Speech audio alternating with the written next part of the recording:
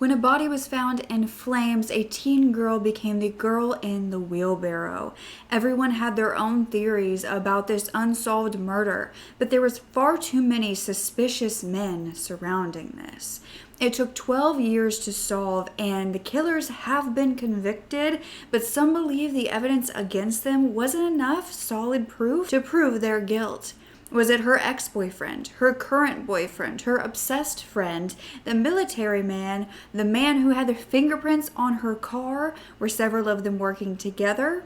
Or was this someone else entirely? You are such a genuine gem. Thank you for clicking on my video. I am Brooke Mckenna, and I'm so grateful you are here. I would love if you love this content. If you wanted to join the Genuine Gem community, go ahead and subscribe down below. You can also sign up for the Genuine Gem newsletter so I can personally send you my videos and make sure you never miss an upload. Before we dive in, I want to give a quick thank you to our sponsor, Magic Spoon. Magic Spoon allows me to continue sharing these videos, and for me, it's the fact that Magic Spoon is like your childhood cereal, but with high protein, no sugar, and it still tastes amazing. So if you're missing the ability to eat whatever you wanted as a kid, you can get your nostalgic treats upgraded with grown-up ingredients with Magic Spoon. They have 16 plus delicious flavors to choose from between the cereals and the treats. Magic Spoon cereal actually has 13 to 14 grams of protein, 0 sugar, and 4 to 5 grams of net carbs in each serving. They also have protein treats, which are 11 to 12 grams of protein, 1 gram of sugar, and 1 to 2 grams of net carbs. I think I've tried them all at this point. You can find Magic Spoon on Amazon or at your nearest grocery store, but you can also get $5 off cereal and treats when you use my code Brooke Makenna. Just click the link in my description, and Magic Spoon is so confident that you are going to love the product. It's backed by an 100% happiness guarantee. So if you don't like it for any reason, they'll fully refund your money, no questions asked. So click the link in the description or go to magicspoon.com/Brooke Mckenna or scan the QR code on the screen for $5 off.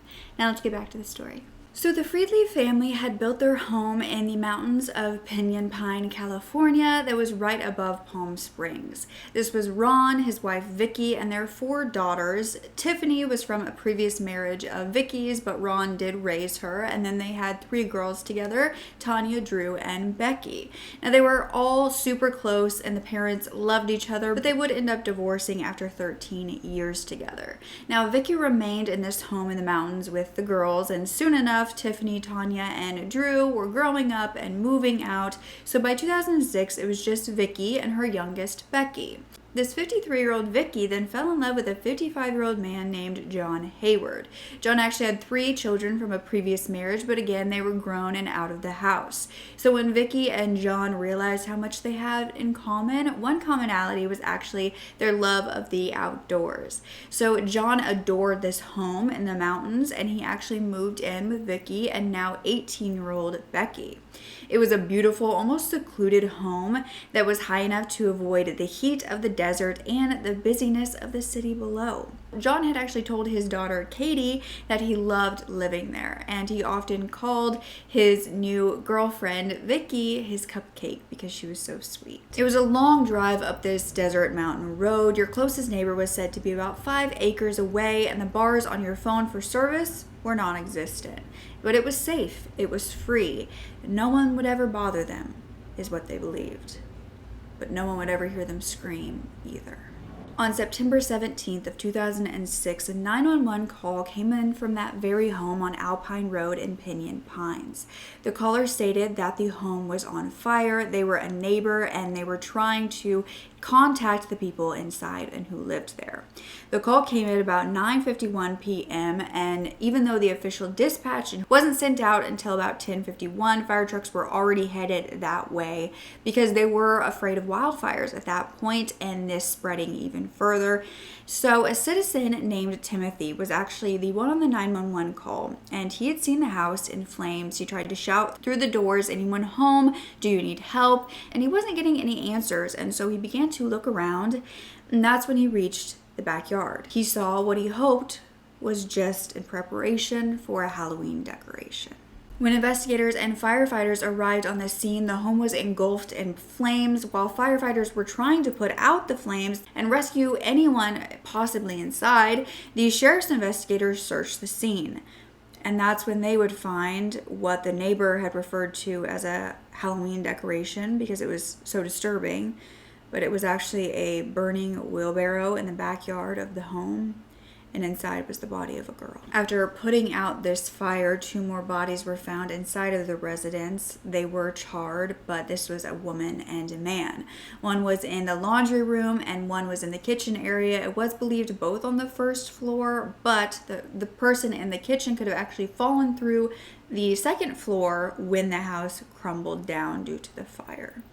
They had both been shot prior to the fire. Autopsies would reveal that Becky Friedley had been shot in the head and John Hayward had been shot twice, one from a distance and one at point blank range to the chest. The girl in the wheelbarrow was identified as Vicky's daughter, Becky. Her body was burned to the point that they could not determine her cause of death, but the left side of her body was said to be missing. She was wearing one shoe, a white tennis shoe, but her other shoe was nowhere to be found. The murder weapon was believed to be a .40 caliber, possibly a Glock handgun, as well as a 12-gauge shotgun, but neither were located at the scene. There was also a gas container right by the garage door, which appeared to be out of place from the other gas containers in the garage, so this was taken and seized as evidence. But a burned baby doll that had belonged to Becky, as well as scorched photos, were scattered across the crime scene. Investigators would claim that from the wheelbarrow, there was actually a trail leading away from the house, but it appeared as though the wheelbarrow had been taken from away from the house and rolled towards it. There were also footprints found nearby this trail, 5 footprints to be exact, and there were 2 logos of shoe brands seen, Vans and DVS. It was believed that there were 2 people with 2 shoe prints. Now, investigators followed this trail from where the wheelbarrow had been pushed, and they came upon a crumpled business card in the sand. This turned out to be for a pro-life ministry. Now, there was also a pin nearby with an RSA logo. This stood for the Riverside Sheriff's Association, which was the nearby police department. But those were the only pieces of evidence found. And about 50 feet from that card, the trail just ended. It was determined that an accelerant had been used to start the fire on Becky and of the house. Now, due to a .40 caliber gun being a very popular gun, especially with law enforcement, they began to look into the family. You see, Vicky's ex-husband and Becky's father, Ron, had been an officer with the Riverside County Sheriff's Department. He had retired a year prior. He had been a part of that Riverside Sheriff's Association, but he himself had also lived on that property for years, and he built it with his own 2 hands. But another theory was that it was someone who had a grudge against her ex-husband, Ron, because of his work with the Sheriff's Department. So many began to zoom in on this ex-husband. He was interviewed and he claimed that he didn't think he had any enemies. He understood why they were questioning him because he was the ex-husband, but he said he couldn't stop crying through most of the interview. He was given a polygraph test and his phone records were seized.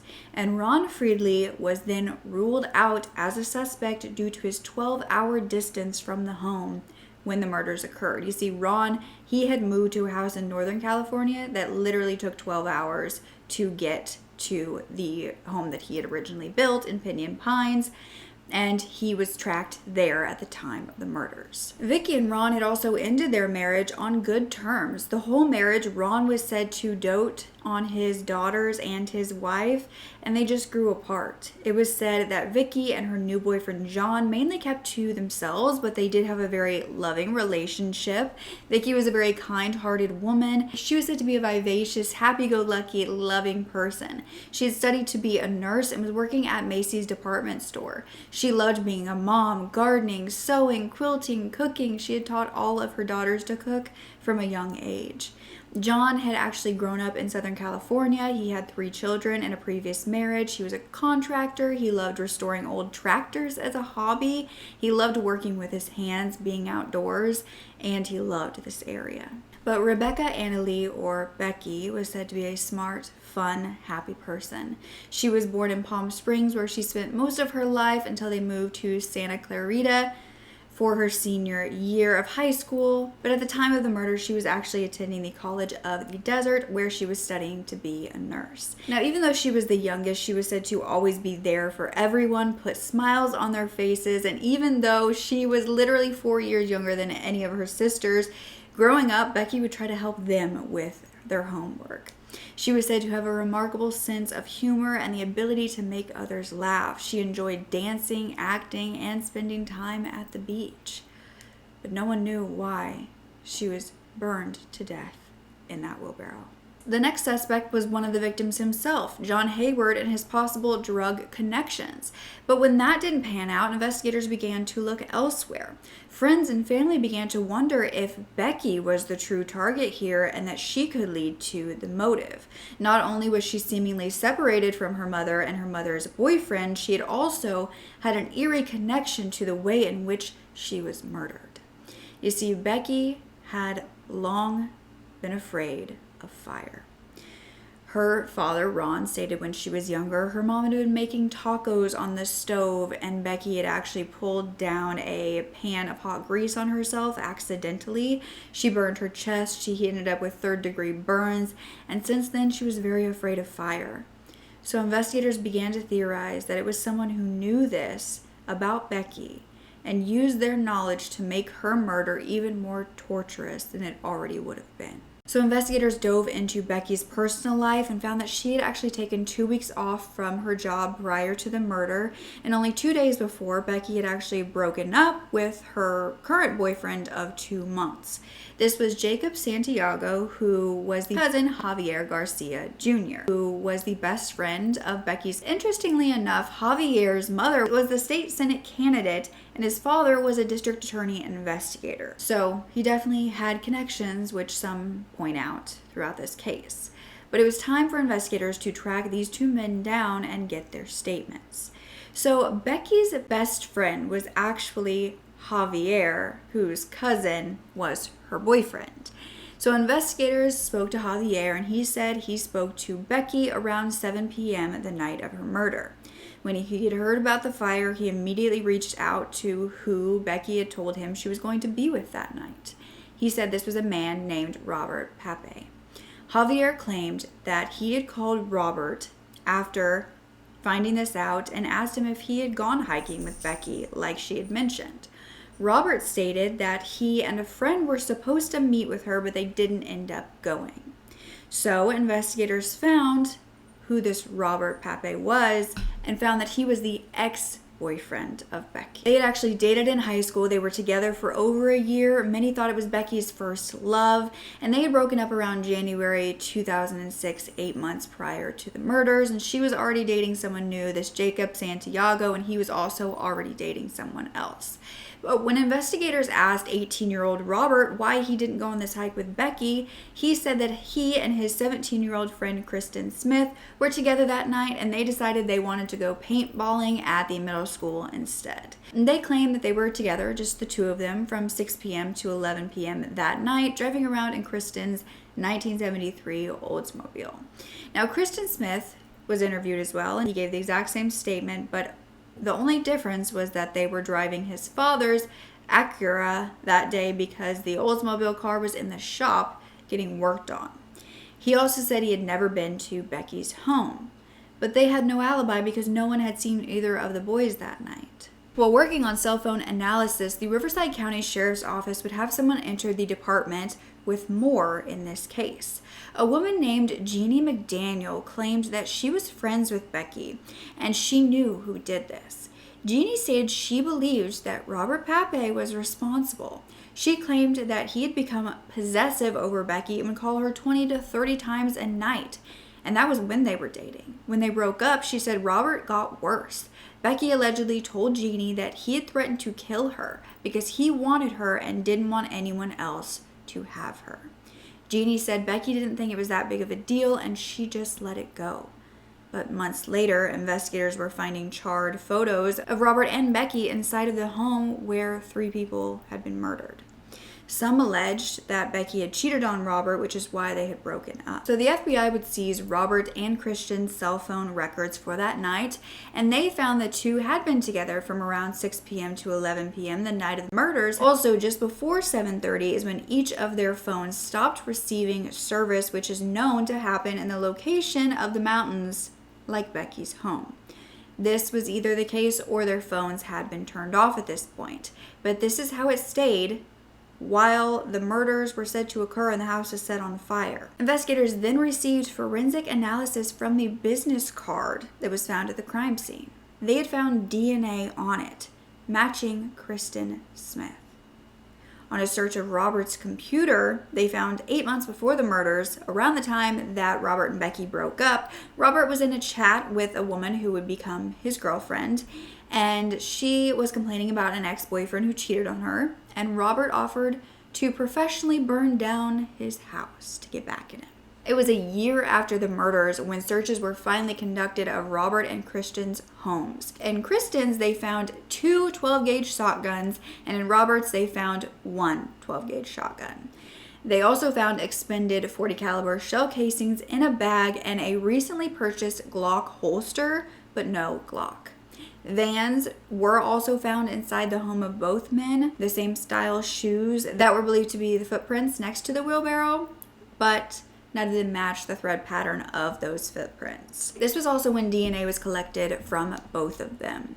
But after 6 years had gone by with this case going cold, Becky's father, Ron, began to work with a private investigator and his friend, Louise Bolanos.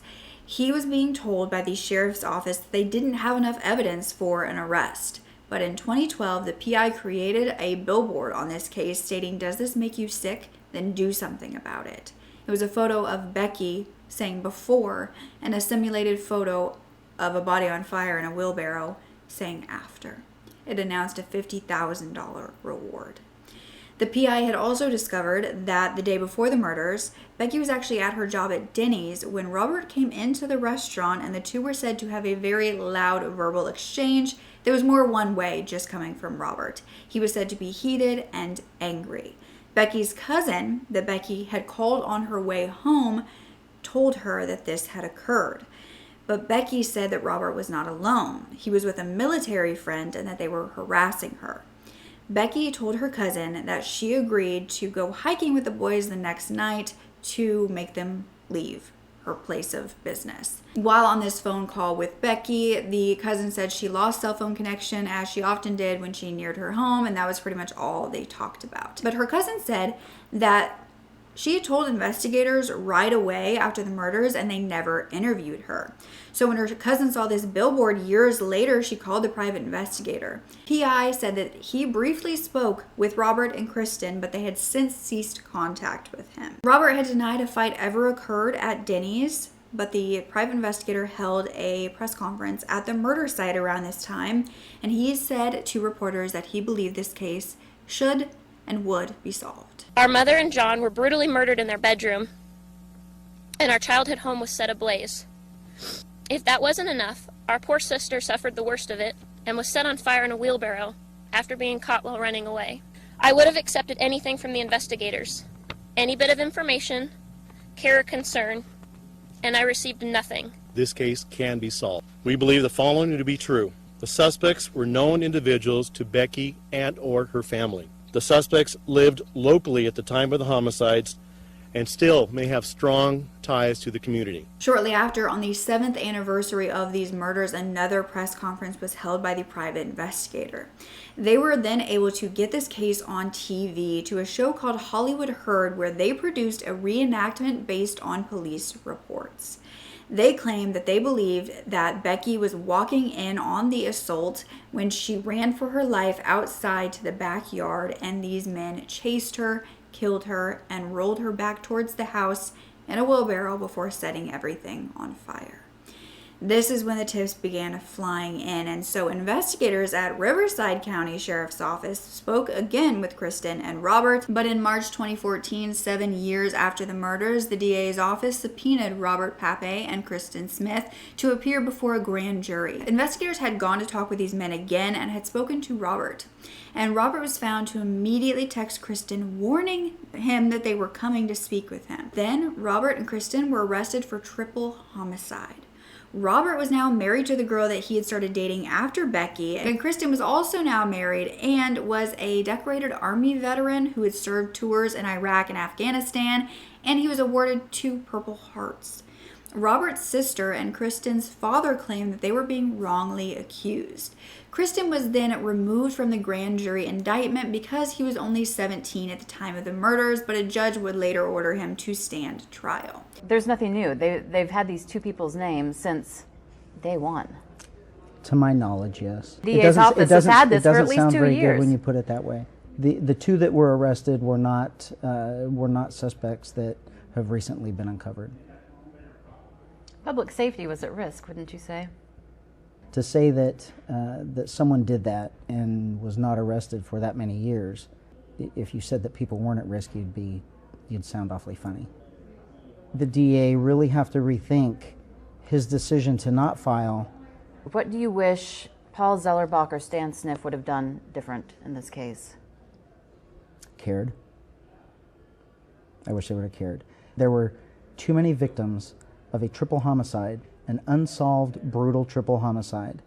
And the 2 people that are in charge of this investigation, the top 2 people that can do anything they want with this investigation, didn't care enough to continue it or to put forth the tools that could have made it a whole lot easier. Robert's attorney stated that this case was built entirely on questionable and hearsay evidence, that Robert had no motive to kill Becky because he was already dating another woman, and that woman later became his wife. During the grand jury proceedings, the fire captain with Cal Fire testified that he will never forget that night, that he watched the roof in the attic collapse into the home. The whole thing was ablaze. All of the windows and doors were blown out. It was glowing orange, and he believed that they used gasoline as the accelerant. Dr. Jennifer Park, the chief forensic pathologist, stated that during Becky's autopsy, it was discovered that the carbon monoxide level was less than 3% in her blood, which is very small, and this led her to believe that Becky was actually dead prior to being set on fire. However, due to her severe burns, they couldn't determine what her cause of death was. It was just listed as homicidal violence. With Vicky and John, it was also determined they were murdered before the fire. Investigator Jeff testified that he had searched Robert Pape's residence a year after the murders while other officers were searching Kristen Smith's home. Officer Michaels stated that he had interviewed Robert on September 18th, 2 days after the murders, and he wasn't being arrested. He wasn't a suspect at this time. He came in voluntarily. And Robert told investigators that he used to date Becky, but she cheated on him by having sex with someone after a party where she was drinking, and it ended their relationship. He said it was on and off after that, and he was worried that she was going to get reattached to him because he didn't want to continue the relationship. He said he last saw her on September 16th, the day before the murders, and that Becky had called him to meet him at Kristen's house. That's where he said they made plans to go hiking the next day. However, the 17th, he said they decided they weren't going. So Robert then gave a timeline of what he was doing the day of the 17th, and he said he was working at the Not Soak City, which was a water park, that morning till around 6:30 p.m. And this wasn't just the end of his shift. This was actually when he and Kristen Smith, who also worked there, had been suspended from work because they had gone down one of the slides without water, so they were asked not to return. Robert said after this he had planned to go to church, but he found out that it was closed. So he said Kristen picked him up in his Oldsmobile about a half hour later, and then they went to Kristen's house.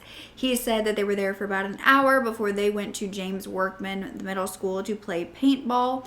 Then they went to get gas at an AM/PM on Gerald Ford and Date Palm. And then Kristen dropped Robert off at home, and he went to his cousin's to spend the night there. But Officer Michaels spoke to Kristen Smith on September 28th, and this was at his own home. So Kristen stated the same story, that on the 16th, Becky had come to his house while Robert was there and asked if they wanted to go hiking. He said that on the 17th, he was suspended from work. He got home around 6 p.m. He and Robert were going to church together before they called and found out that the mass was over. So we picked Robert up at 6:45 p.m. and they drove in his dad's white Acura car, not his own car. And then they went to Kristen's home, played video games. Kristen said Becky started calling both of them about the hiking at this point, but they didn't answer because they didn't want to go. He said they stayed at his home until about 9:15, and Kristen did admit to calling Becky back once, but then they went and played paintball till about 10 to 10:30, and that's when they went and stopped for gas, and he drove Robert home. Kristen said that around 10:40, he was with his girlfriend Jackie at her house, where he spent the night. Now, Officer Michaels also spoke to Kristen's father, but Kristen's father said he was out of town that night and didn't have contact with his son, so he had no idea what he was doing. Officer Michaels found it quite strange that Sacred Heart's Church, where Robert was known to go for many years, had to be called to find out that the last mass had already ended. And when Robert had gone his whole life and most likely knew that time period, Officer Michaels was also suspicious of the fact that two grown boys could be out with paintball guns around this school and no one called it in. He said that the people were always patrolling the schools and the neighborhoods and that they would always alert police, but no calls came in that night. Now, FBI Special Agent Kevin Bowles stated that upon his forensic analysis of the phone records, he found 9 calls between Robert and Becky 48 hours prior to the incident. So on the 15th, that Friday, Becky had called Robert at 11 a.m. Then just after midnight, minutes into the 16th, Becky called Robert on her landline. Then at 5:47 p.m. on the 16th, Robert called Becky. 2 minutes later, Becky called Robert. 6:27, Becky called, and then there was a brief call at 6:37 and another at 6:37 from Robert to Becky. Then at 7:09 from Becky to Robert. And then on the day of the murders, around 6 p.m., Robert got a call from Kristen. At 6:14 p.m., Becky called Robert. At 6:18 p.m., Robert called Kristen. At 6:53 p.m., Becky called from her landline, but it went to voicemail. At 6:59 p.m., Becky called Robert again, and again it went to voicemail. At 7 p.m., Robert called the information line, and at 7:01, he called the Sacred Heart Church. Then 7 minutes later, Robert called a man named Andrew Gayer. At 7:06, Andrew Gayer called Robert. And then at 7:13, Becky tried calling again and again at 7:27. No one answered. And at 8:33 p.m., Robert's girlfriend Sarah called and it also went to voicemail, and again at 8:46 and again at 8:59. And then at 9:54 p.m., Andrew Gayer called Robert and that also went to voicemail. But the next activity on Robert's side of the phone was at 10:23 when Robert finally checked his voicemail. Then at 10:43, he called Sarah, his girlfriend, back and then called her again at 10:59. And that was the last recorded call on the 17th. But as far as the locations where Robert's phone pinged off of that night, from the cell towers at 6 p.m. on the 17th, the day of the murders, his phone pinged at a tower next to his house. This stayed there until about 7 p.m. And then from 7 p.m. to 7:04, the calls about information and to the church pinged off a tower near that church. And then at 7:06, his phone pinged at a cell tower south of Highway 111 going uphill on Highway 74. This is when he was talking to Andrew Gayer and he was ignoring Becky's calls. After that, when incoming calls were going to voicemail, there were no other pings as though his phone was out of service or off. It was only at 10:23 when it pinged again, this time with Robert checking his voicemail, and this pinged near Kristen Smith's home. At 10:43, it pinged near Robert's home. So it was pointed out that after 7:30 p.m. on the 17th, Robert and Becky, and also Robert and Kristen, had no communication over the phone, even though they were previously constantly in contact with 9 calls in 48 hours prior. So the forensic analysis of Kristen's phone records were then discussed, and after leaving work around 6 p.m., besides the calls to and from Robert that we previously spoke about, he called his girlfriend Jackie at 6:22 p.m., she called him at 6:45 p.m., then Becky called Kristen at 7:05, which went to voicemail, and he called her back 4 minutes later. A minute later, a call came from Becky, and again it went to voicemail. At 7:30 p.m., it went to voicemail again. Nothing was recorded until 9:55 p.m. when he got a call from Andrew Gayer that went to voicemail. That was his last call for the night. Kristen's locations showed that his calls pinged by his home, then at Robert's house, then near Sacred Heart Church, and at 7:09, the cell tower he pinged off of was on Interstate 10 on the opposite side of where Robert pinged at this time. Again, Kristen didn't attempt to contact Becky after 7:30 that night. It appeared that there was an overlap in time where both Kristen and Robert phones weren't pinging. There was an absence between 7:13 p.m. and 9:55. Whereas Becky's best friend Javier tried to call her 4 different times during that time period where it was believed the murders were occurring before he was informed of what had occurred. Becky's boyfriend at the time, or recent ex, Jacob Santiago, had also tried calling her 3 times. But the last call from Becky's landline that she often used when she was at home because her cell phone was out of service was a phone call at 7:37 to Javier Garcia. This was allegedly the call where he told her that he was going to come and hike with her and the 2 boys, Robert and Kristen. She ended up telling him not to come. Around that time, Javier pinged near the intersection of Castellana and Monterey Avenue in the valley floor down Highway 74. However, he then connected to a tower on Date Palm near Interstate 10, closer to his home. A woman named Mary Widman would then testify that she was actually the woman on the business card found at the crime scene. She was the Sanctity of Human Life Director for the Catholic Church, and her work was about the legislative advocacy for the right to life for people from the moment of conception, essentially pro-life ministries. She said she would hold classes at local churches in the area, including Sacred Heart's Church. She would hand out her business cards, and she would often write her name and her email addresses on them. When asked if she knew Robert or Kristen, she said no, but the last name Pape she was familiar with. She said she had volunteered with Kathleen Pape, who was Robert's mother.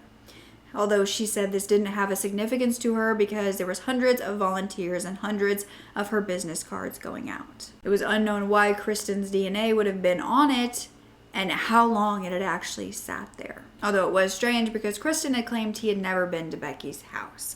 But DNA analysis after the buccal swabs of both Robert and Kristen showed that they were excluded as contributors on the DNA of the right wheelbarrow handle and the pin that was found on the ground. But what about that evidence from the Apple computer at Robert's home? Well, the conversation was found on AOL between Robert and his girlfriend at the time, Sarah, at the time of the murders.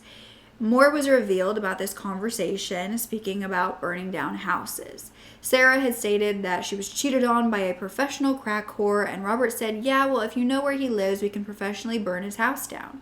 Robert later says, I'm just kidding, but if you want to, we can burn his house down together. Sarah says, no, that won't really resolve anything, haha. And Robert says, it'll make me feel good, and maybe you too, but you don't know until you try. Now, Robert's father and Kristen Smith were brought in to testify because, again, Kristen was not involved in this indictment due to the fact that he was a minor at the time. Both of them pleaded the fifth. Robert's wife, Sarah, and Kristen's wife, Jacqueline, also exercised their right not to testify against their husbands. But then the grand jury began to discuss Javier Garcia, Becky's best friend, and the fact that he was pursued as a suspect early on, as well as his cousin, Jacob Santiago, who was dating Becky. Another of Javier's friends, who was named Bo Nash, his fingerprints were also found on the passenger side door of Becky's car at her home. But who was Andrew Gayer, who Robert and Kristen were also calling that night? Well, he was said to be another one of their friends. They were known as the Three Musketeers, and investigators claimed not to pursue him as a suspect because he had an alibi. They all allegedly had alibis at the time of the murder. So Robert was then indicted on murder charges, meaning this could move forward to a felony criminal case and proceed to trial. This got the victims' families' hopes up, yet 6 months later, all of the charges were dropped against both men and they were released. Kristen then met his newborn daughter for the first time. The DA's office claimed that there were procedural issues with the grand jury. However, it was interesting because the DA himself, who was Paul Zellerbach, was subpoenaed by an attorney for the suspects, but a few days before he was supposed to take the stand, the case was mysteriously dropped. Many thought that this was suspicious, but there were jailhouse calls that were exposed during this time made by Robert, where he was talking to his wife about hidden unregistered firearms, and allegedly one of those was a .40 caliber, the same used to kill Becky. So investigators were back to square one, and the private investigator did find that another man spoken about in this case might have a motive. You see, Javier Garcia, Becky's best friend, was rumored to be actually in love with Becky, but she didn't feel the same. His cell phone allegedly pinged in the area of her home. Then to this, Javier said he was driving towards Becky's home that night when she had told him not to come, and he turned around and he went home. But as Javier's father worked for the DA's office, he would only allow his son to testify if he was granted immunity, even though Javier had been ruled out as a suspect. Robert's attorney stated that the prosecution for the grand jury had entirely circumstantial and paper-thin evidence, and that they did not tell the jury about Jacob Santiago's cell phone being inactive between 7:45 p.m. and 10:14 p.m. the night of the murders. While Kristen was released, he said, "I just want to be with my baby girl and my amazing wife and loyal family and my brothers over in the military that have been loyal to me throughout this whole thing. I just hope I can move on with my life and put this behind me." In 2015, Robert and his wife Sarah divorced. In 2016, Robert Pape was rearrested, and then Kristen was as well. Prosecutors claimed they had a new witness statement that could be the smoking gun in this case. They claimed that a witness had conversations years ago with Kristen where he bragged about things getting so out of hand at the homicide scene that they had to burn the place down to the ground. Both men pleaded not guilty. In 2018, Kristen and Robert were both charged with first-degree murder of Vicky and John and second-degree murder of Becky. After 12 years, they would finally be going to trial. It was stated that a man named Jeremy Witt had been identified as a witness who could incriminate both in the murders. He was one of Robert and Kristen's co-workers at Knott's Soak City. He sent an anonymous tip back in 2011. He did not want to be a part of the case. He invoked his Fifth Amendment right, but his testimony was read for him in court. Kristen had allegedly told Jeremy that he didn't have to be in the military to be a killer. Kristen was staring up at Pinyon Pines, where Kristen said something went wrong, and we torched the effing place. Jeremy said he didn't know about the murders, and when he learned about it, that's when he sent in the anonymous call. But Robert Pape's now ex-wife, Sarah Honecker, took the witness stand. She said she tried to call him several times that night, but she couldn't reach him. When they finally spoke later, he said that he was just getting home and was going to spend the night at his cousin's. Sarah said when Robert heard about the murders, he expressed sadness over what happened to Becky. Sarah said Robert was never violent with her. He didn't have it in him. When she actually told him she was being unfaithful in their marriage, she said he was hurt, he wanted a divorce, but he wasn't ever violent. So the defense was painting a picture of Javier Garcia being madly in love with and obsessed with Becky. Even a good friend described him as being Becky's stalker, and his behavior made her uncomfortable. Some said Becky wanted to get away from him because he would not leave her alone. If she didn't answer his calls, he would drive to her home to check on her. They claimed that Jacob Santiago stated that his cousin Javier was supposed to be with the victim on the night of the fire, but she told him not to come. Jacob allegedly repeatedly said they needed to talk to Javier, as he knew what happened and was up there with the victim until she passed. But after 10 hours of deliberations, Robert Pape was found guilty of all 3 charges and sentenced to 3 life sentences. Kristen Smith was found guilty of the first-degree murder of Vicky and John, but not guilty of the murder of Becky. He was sentenced to life without parole. Becky's father, Ron, had waited 11 years and 9 months for this day, and he thinks that the whole of Coachella Valley can sleep better now. But Kristen Smith's aunt said they've got the wrong guys. They've got the wrong guys for 12 years. They've been chasing the wrong guys with tunnel vision. Ron said, for these people, they're going to prison. The family is not going to lose them. They can call them every Father's Day and every Mother's Day. I don't get to do that. So they didn't lose as much as they think they did. Not nearly as much as we did. But do you believe that Robert and Kristen committed the murders? Were the right men convicted? Why were there so many strange, suspicious men around this girl? Honestly, I wonder if the poor thing was terrified of all of them. But even though Robert was her ex, she had just broken up with her current boyfriend, Jacob, allegedly. Or was that just a lie so he didn't look suspicious? Why would Robert kill her? Did he want her back? Was he just obsessed with her and could not stand the thought of her being with someone else? Was there a fight that happened? Was it an accidental killing during a fight? Obviously, the fires and the brutal way in which they torched a body, the body of Becky, was not in any way an accident. There are just so many questions, and it really doesn't help that there are also so many other suspicious men surrounding the case that make it even harder to believe what occurred. Is this a case where more people know what actually happened than are ever going to speak? Maybe that's why they seem suspicious, because they know the truth. Or were they involved? I'd love to hear your theories down below. I'm so happy that this was finally solved in the way that the jury believes to be the correct conviction. And all we can hope for is that the true killers are off the streets. But don't forget to speak up. Your voice is powerful enough, and I love you to absolute pieces. Okay, bye.